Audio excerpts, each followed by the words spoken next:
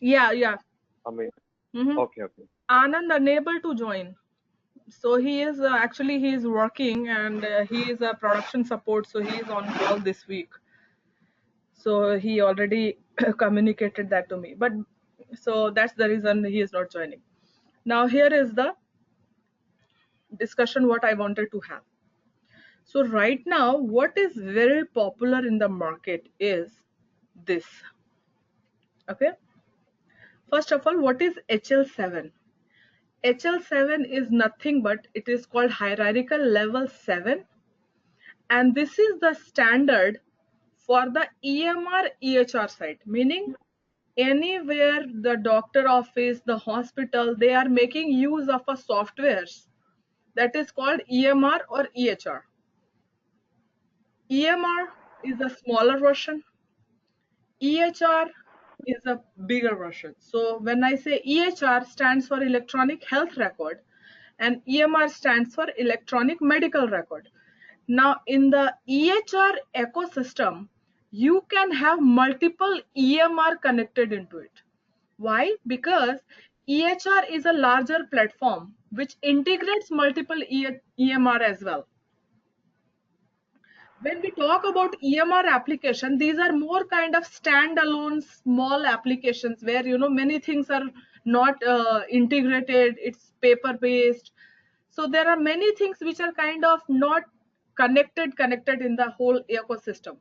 Whereas when we talk about the EHR, it is most of the things are connected. You have the cloud premises available, you have the interfaces available, you have the APIs available. So that's what your EHR means.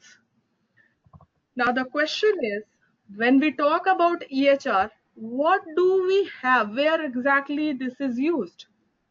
EHR have different transactions. So now here you look at it, different versions. So how we have HIPAA, similarly EHR has different versions. So you see that version 2, version 3, CDA, CCDA. Many clients are on version 2, many clients are on version 3, and many are just kind of, it's a mix and match. So market at this point of time is all over the place. With that being said, HL7 is working and trying, and this is a very old standard. Okay. So at this point of time, market is working very closely to, I would say, modernize the transaction.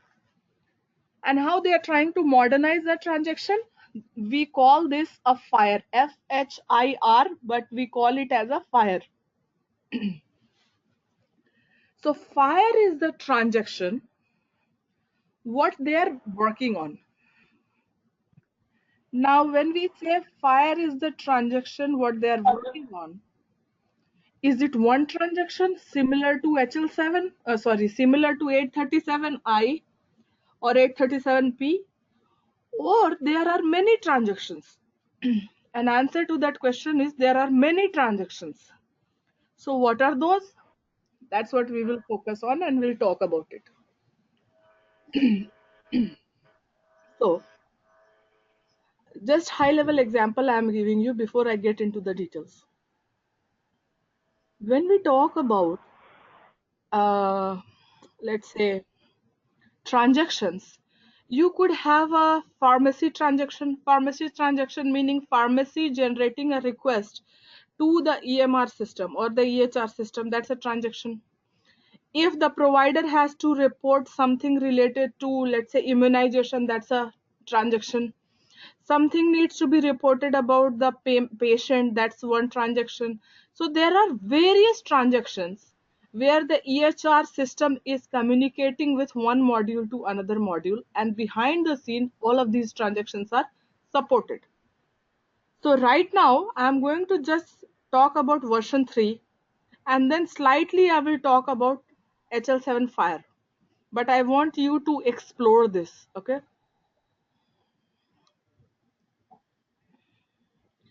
don't go so much on the version 2 and version 3. Focus on this because this is the market, this is the future. So have a look into it. I'm trying to get to the implementation guide, which will, now here is a key difference. We talk about implementation guide and companion guide. Now, what is the difference between implementation guide versus companion guide? HL7 is a governing body. So whenever they will launch a document, which is the requirement document, they will call that requirement document, or industry-wide we call that requirement document implementation guide. Okay, this is HL7 implementation guide. Similarly, HIPAA have its implementation guide, which we will share it depending upon. I guess I will try to keep this topic, this class, and elaborate it fully, because we will not be able to finish both in the same class, HIPAA and HL7. So that is that document which is released by the governing body is called implementation guide. What is this implementation guide? It talks about how and what kind of a data set needs to be there, what is the format of the data, what is the length of the data. All of these things are given. How to use that data is given as part of the implementation guide. Let's look at it. So you see this HL7 version 3 implementation guide for medication statement service. And you said that the format is also will be mentioned in it? Yes, and we are going to look into it. We are going to open the document and have a look into it, so that we all are clear on this. Okay.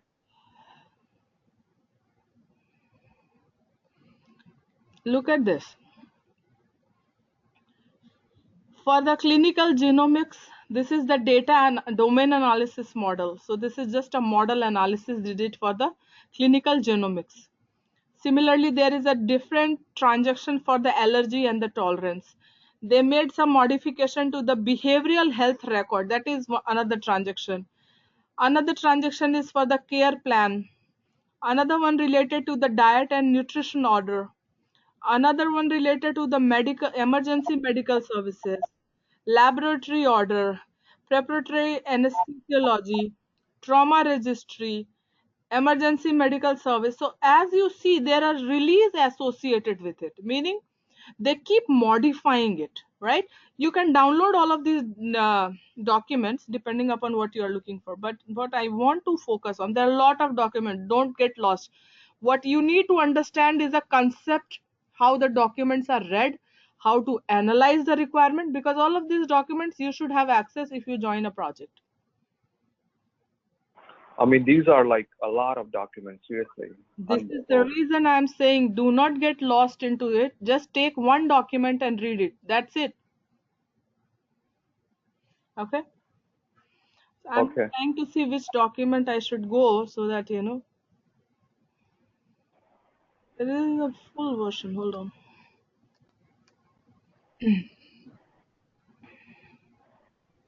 This is for the paid members.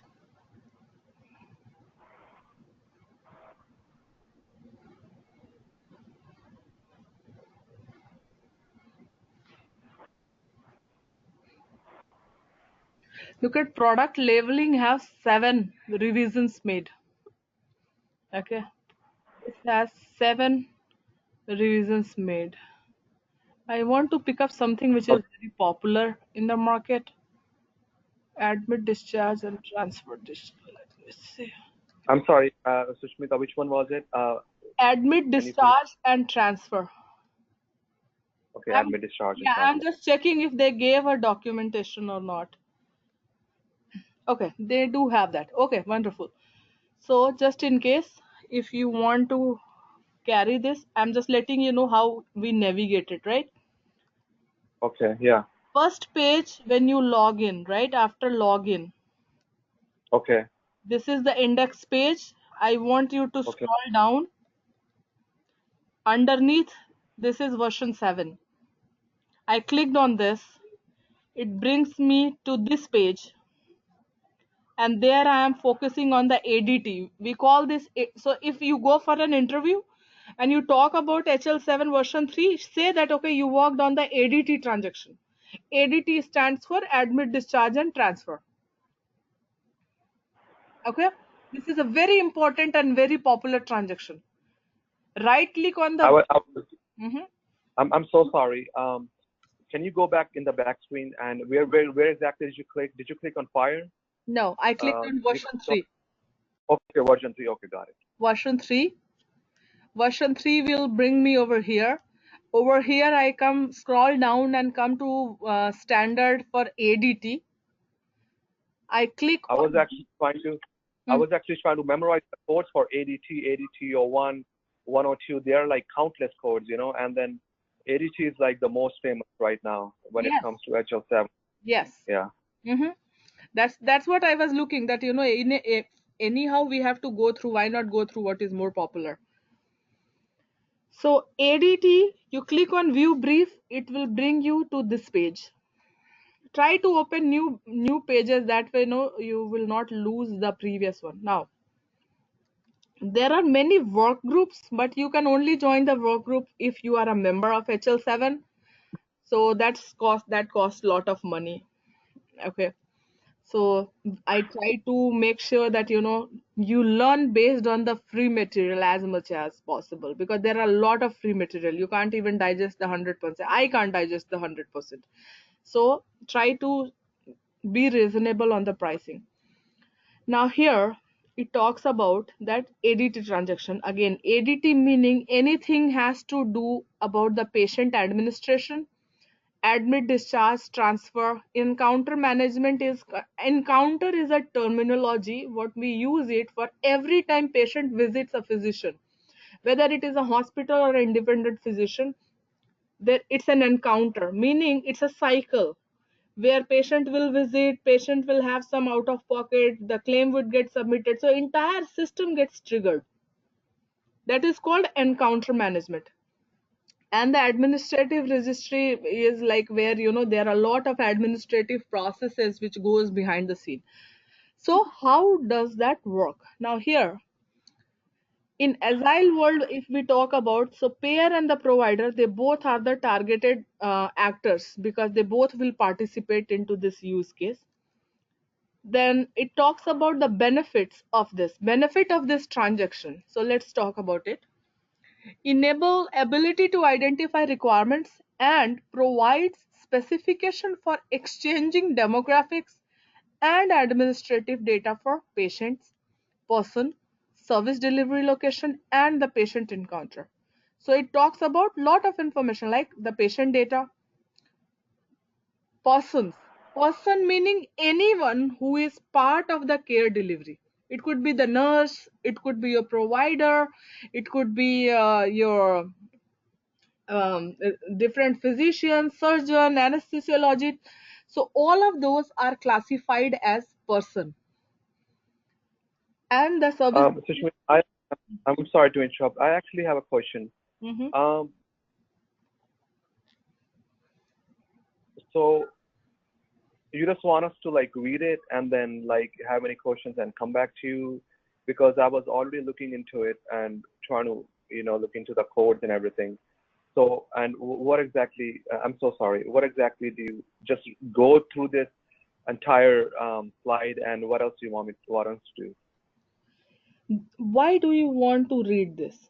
Okay, I'll ask a very basic question. Why do you want to read this? The purpose of you reading this is so that you can process this information.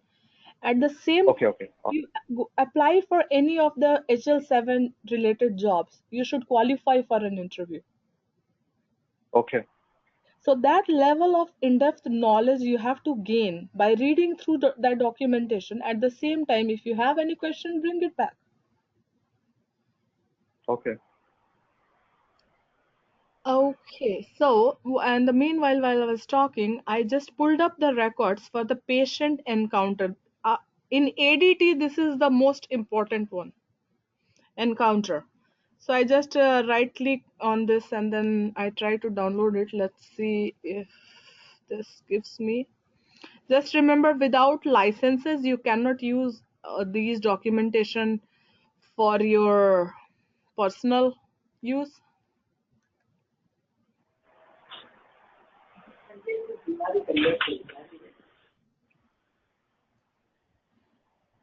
Okay, coming back. So we talked about the first benefit, that it give us an ability to exchange these information. Then enables exchange of administrative data to describe resources, their availability. When we talk about the resources, right, think about a hospital. How many beds are available, how many nurses are available, how many people are in how many physicians are available during late night hours. All of these things considered as resource management. So you need to see that how do you administer that. Maybe you have a high, I would say, emergency rate after 5 p.m, right? So that means you need to have more staff available after 5 p.m. That's your resource management. But at the same time, these are all data scheduling, right? How do you schedule your data? All of these things are part of your HL7 data exchange. So you are utilizing the system behind the scenes. Scheduling is scheduling the patient, and then accordingly physician needs to be available. I would say skilled nurses needs to be available. So all of these part of resource management, that many number of beds needs to be available. All these happens because the system is allowing you to exchange these type of information in a very structured way. The third one talks about identify requirement and provide specifications regarding the dynamic behavior involved in request and their fulfillment. So why do we talk about dynamic behavior? Dynamic behavior is, see, the emergency is the very, I would say, uncertain department where you have the most uncertainty, because you do not know. Today you may have a very low emergency, I would say, admission rate, but tomorrow could be completely different. So that nature of the operation, nature of the resource management completely differs day one versus day two. Because maybe today they got only 10 patients, tomorrow they got 20 patients, right? So some days could be completely different, but some days could be you have a constant pattern which you can establish. So that's the reason it talks about that identifying the dynamic behavior. So if you do the trend analysis of the data just based on the transactions to see how many admissions you are getting per day and what's the time of the day you have the highest submission rate, you'll be able to do that analysis. That okay, what's the change, what's the schedule variance, how many resources needs to be there on an average. So that's the dynamic behavior of the specifications. Now, so that we talked about the benefits of HL7. I'm going to skip through these things. One thing over here, just to let you know, there is a work group, patient administration. These are the work group where every time, what is the purpose of the work group? You see all of these releases which are happening. It is exactly the same way. It's a software development life cycle. Before they make this official and release it, they go through the voting process for all the changes. So there is regular work group which meets every day, and they make sure, not every day, I'm sorry, my apologies, on a time to time basis, the work group for the patient administration will meet. They have a regular agenda where there is the provider, there are the payers, there are different participants from each entity. They'll discuss their internal problem, and then HL7 will make sure that they facilitate the session so that they come up with a common solution, and that common solution will become kind of a requirement for the next release. It will go for the voting process for all the members. Now all the members will, good or bad, they will give their feedback, and then they will say accept or reject depending upon how the approval goes. If there is a higher approval, that requirement with the solution would be released as the next version.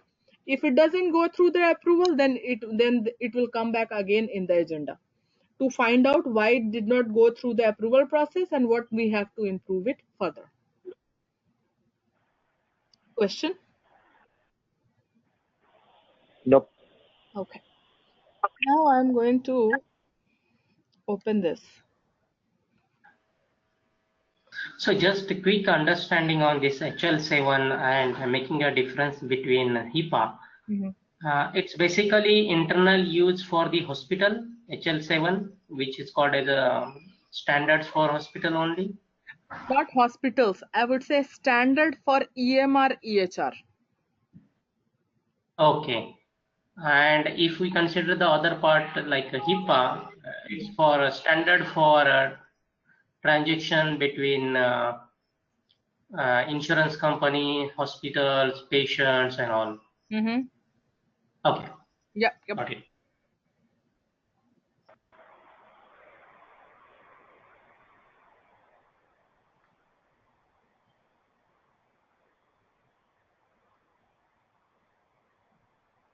What is the full form again for EMR and EHR? Electronic medical record. Okay. Electronic health record. Okay, perfect.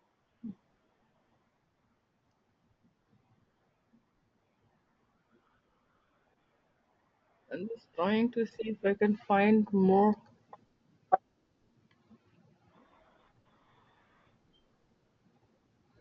There are some word files.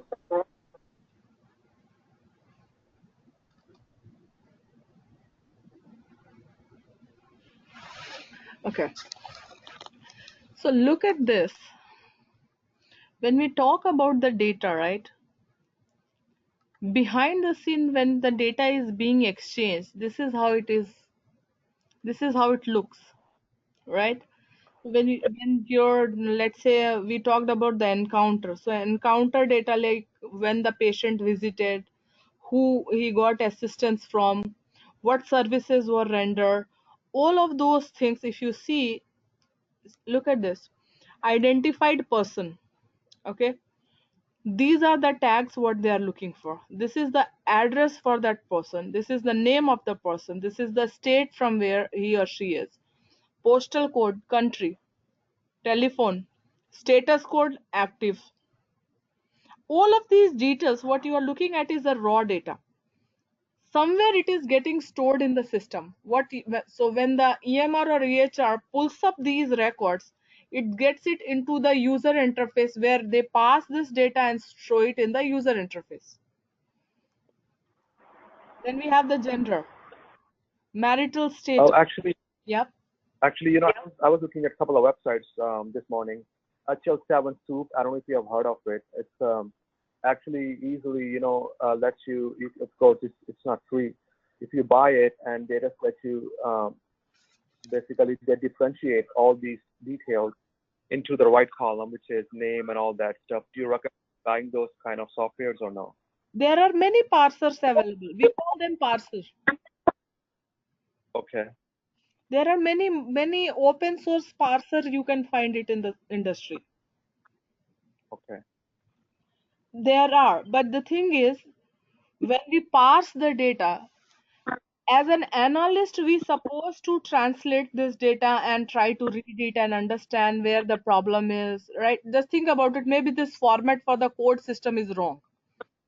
If this format Okay. is wrong, the record would fail. It won't get loaded into the system, right? Similarly, let's say Right. it's supposed to carry administrative gender code as F, whereas this something called X. That's wrong, right? Not acceptable value. So it will throw Right. an error.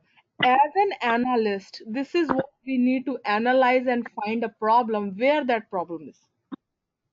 Where the problem is in the incoming file, which what we have received from the provider, or the data from one module to the another module, or when the data is getting passed before reflecting to the user interface, the problem is there,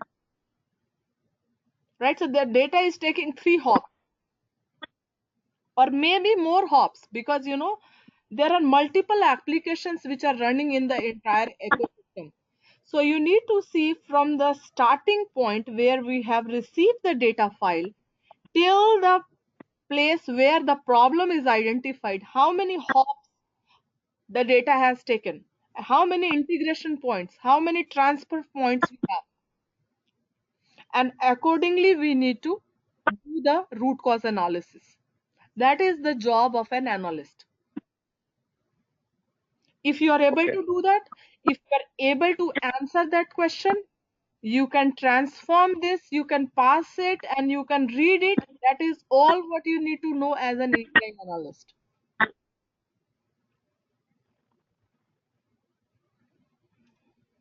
Okay. Okay, clear? So this is all what you have it for the version 2 or 3. Version 2 or 3 have some segments different, right? Some loop and segment, not loop.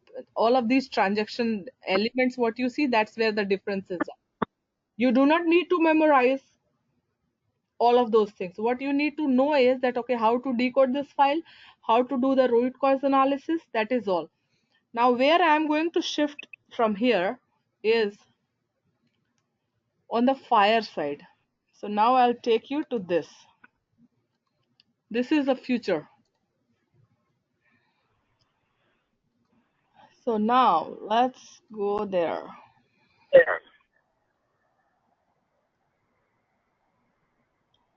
So this is the FHIR, I would say FHIR landing page, where you have all sorts of information. Now what they have done is they have level 1, level 2, level 3, and level 4. The levels are defined based on the maturity of the transaction. What it means, meaning in level 1, it's a foundation, meaning the basic things they came up with. Level 2, they advanced the things and came up with these things. Level 3, they modified these areas. Level 4, they focused on all of these areas. So what is happening is every time they are looking at the transaction, they are making some modifications. So the maturity of that transaction is getting modified. There are some which are and 0 also you will come across.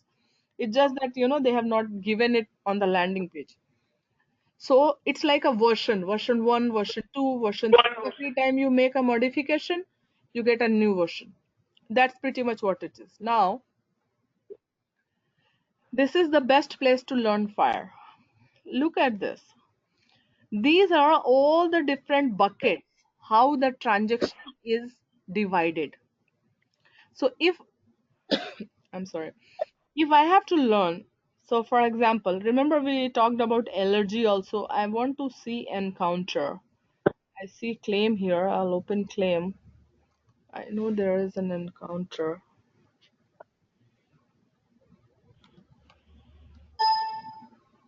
No, it's somewhere in the administrative then. Okay.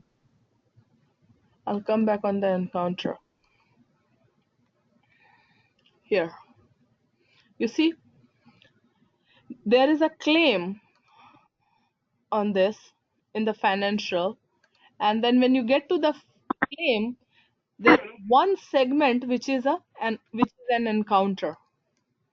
So they have sliced and diced the entire HL7 really nicely so that you can understand how the data is divided or compartmentalized and how they are making use of the data. So right now I'll go there. Look at this. This is maturity level 2. That means that's where they are.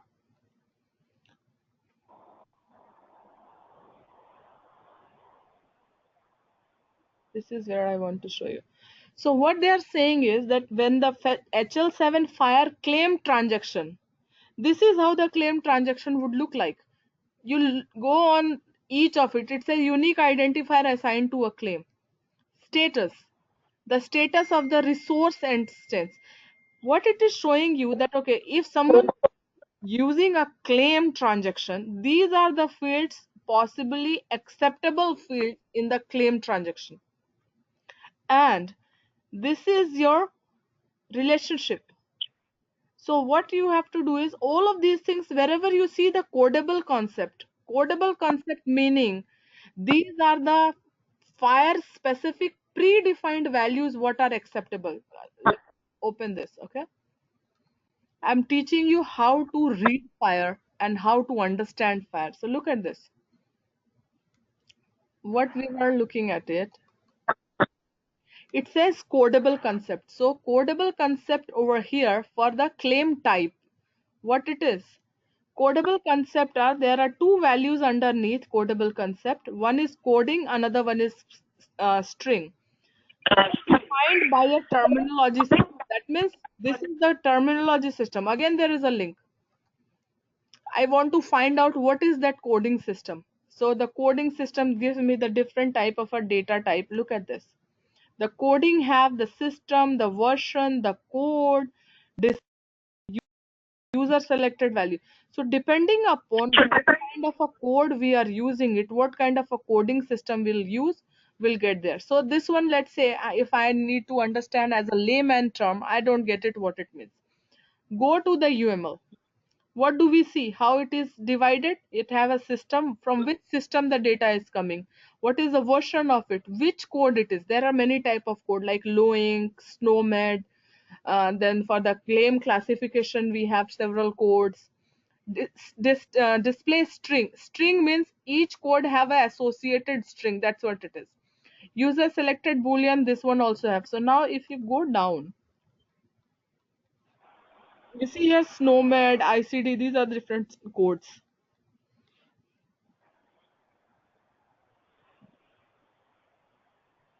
I want to see the text of it. Yeah, here. You see how the data would look like? This is how your sample data would look like.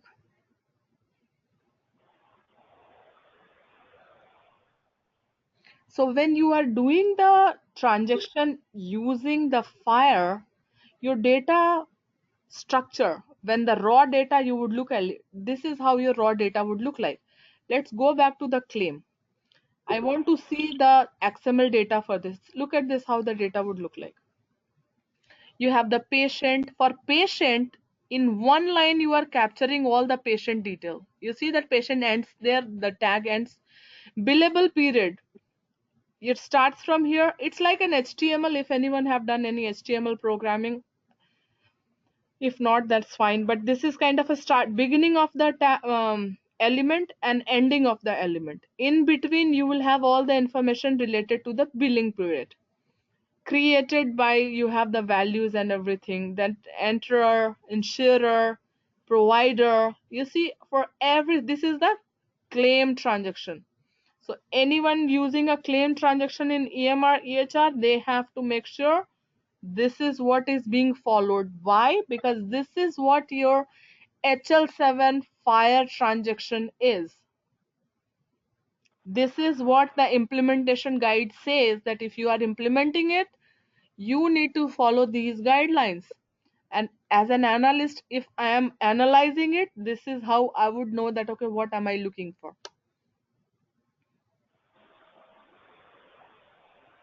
Any question? Yeah, I have one quick question.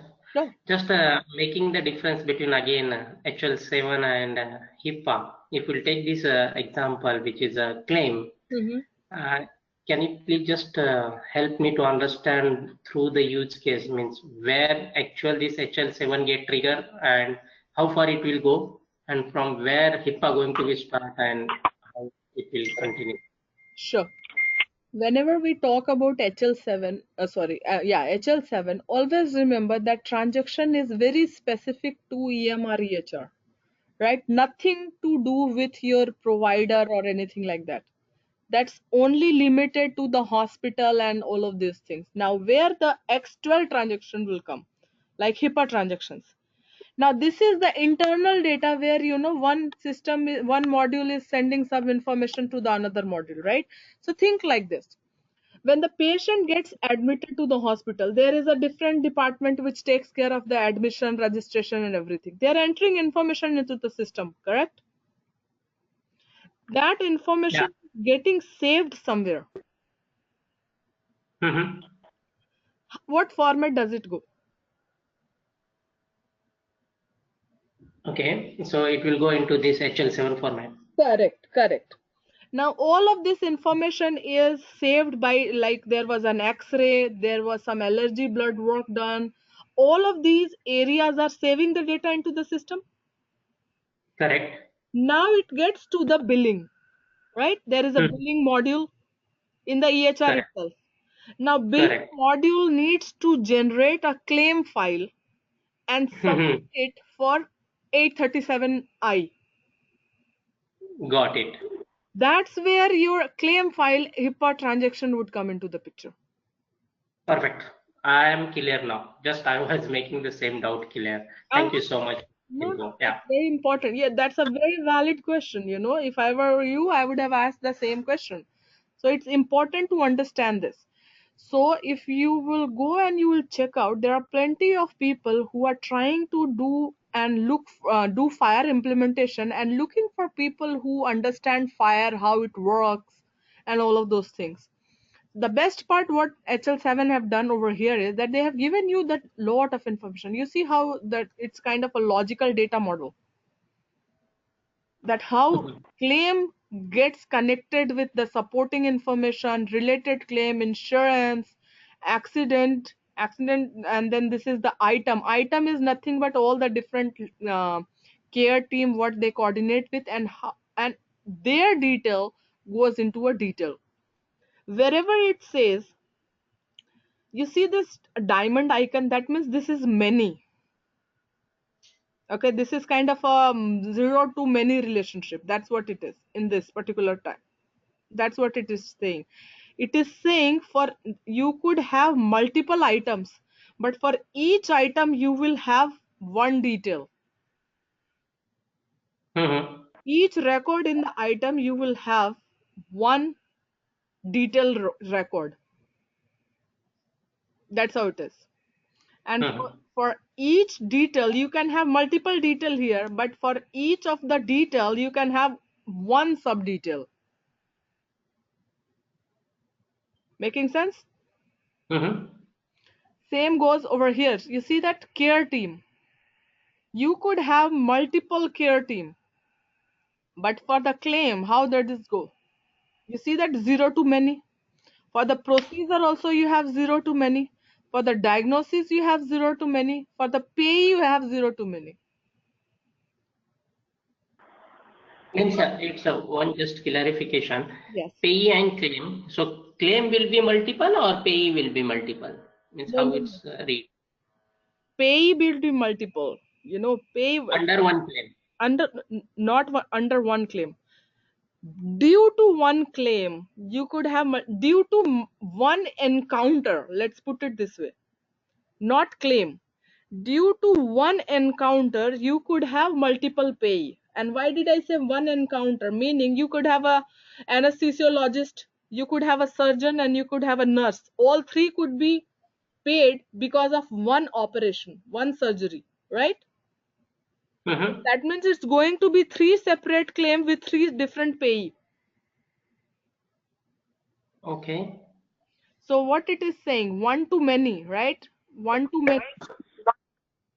No. Here it says 0 to 1. It doesn't say 0 to star. It says 0 to 1. Right? That means for each claim you need to have one pay. Yeah, got it. Got it? And what Yeah. So diagnosis these and are the claim? very important denotions which we have to understand. Then this gives you the data into XML. Then it also gives you the JSON. JSON is something if you are interacting with the web APIs, this is the JSON file what you use. So the data is everything comes in the JSON. This is very technical. If you understand the technology, you will know where this plays a role. It's kind of a web service. I will not go to the turtle because this is completely French to me. I'll be very honest. But these are more kind of, translation, or you can consider as a glossary what it means and how they are working for. So, But the most so important who, part, I'm so sorry. Who exactly is the pay? Someone who gets paid. Like when does the pay come? Like the doctors, surgeons, and anesthesiologists. These are all the pay. so when let's say the person is admitted for the hip replacement, right? The person have Okay. undergone the surgery. During the surgery, Okay. anesthesiologist would have provided the service before the surgeon started the procedure. There would have been helping nurse also. So when the Okay. claim would get submitted, there will be 4 claims. One for the hospital to use the infrastructure. The another one for the anesthesiologist, how many unit of anesthesia he provided. The another one is going to be for the surgeon, and then the fourth one is going to be the nurse. All would have a different codes submitted, and they all will get paid. So there will be 4 claims bare minimum. Okay. Clear? So this Yes, is ma'am. what your HL7 is all about. It's a universe in its own. But it's very hard for anyone to just put a start and an end to it. So the best way is to take one transaction and go end to end. If you are taking claims, take claims and make sure you understand claims very well. That's it. Spend time on this. You cannot master everything. You are preparing for an interview. Even if you will go in job, you will not work on all the different places. You just need to know how to navigate the system, how to do the root cause analysis, how to decode all of these values. That's all. So for practice purpose, pick up one transaction and master that transaction for an interview purpose. That's my recommendation to you.